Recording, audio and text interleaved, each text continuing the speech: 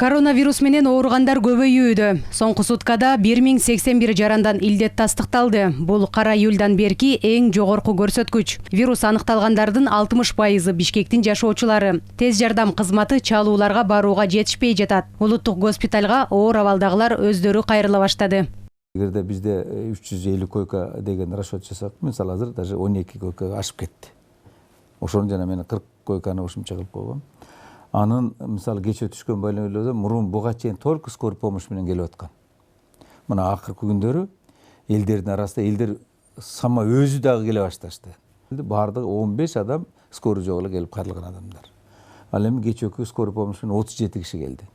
Элдер санэпид режимди сактаган жери жок. Улуттук госпиталда дарыланып жаткандардын жарымынын абалы оор. 23 бейтаптын акыбалы өтө оор деп мүнөздөлүүдө. Ал эми республика боюнча 3000ден ашык ноокас стационарларда дарыланууда. Бишкектеги ооруканаларда кошумча койкалар ачылды. Казармен карантинный режим менен азыркы күндө 12 стационар иштеп атат. Жалпысы 1345 койка бар. Кечинде 5 күнгөй айылында жайгашкан военный госпиталь бар. Ошол жакта дагы 100 койка ачылды.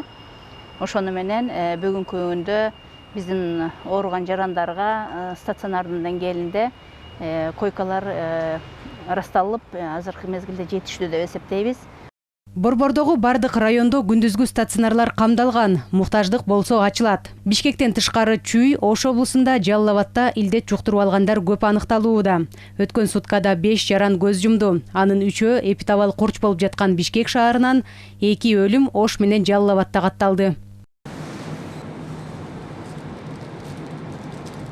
Илдетти жеңүүгө дүйнө жүзү далалат кылууда. Жарандарды массалык түрдө эмдөө башталып, Кыргызстанда Кытайдын Синофарм жана Россиянын Спутник V дарысы колдонулуп жатат. Жалпысынан 100 000ден ашык адам коронавируска каршы дары сайдырды. Бирок эмделгендер дагы вирус жуктуруп алган учурлар катталууда. Буга саламаттык сактоо министри Алымкадыр Бейшеналиевдин ооруп калганы далил. Адистер вакцина алгандардын ооруп калган учурлары чанда кездешээрин белгилеп, мындай жарандар вирусту оңой жеңеттешет. Вакцинация алгандан кийин бул жактан табигый түрдө вирус келип түшсө, бул жакта организм ошол организм менен мындайча айтканда антиген менен тааныш болот. Бул жакта даяр мындайча айтканда заводы деп коебузбу, жөнөкөй тил менен айтсакчы, организмде даяр турат да, тез аранын ичинде антитела иштеп чыгарылат дагы, баягы вирус жугат, бирок адам оорубай калат.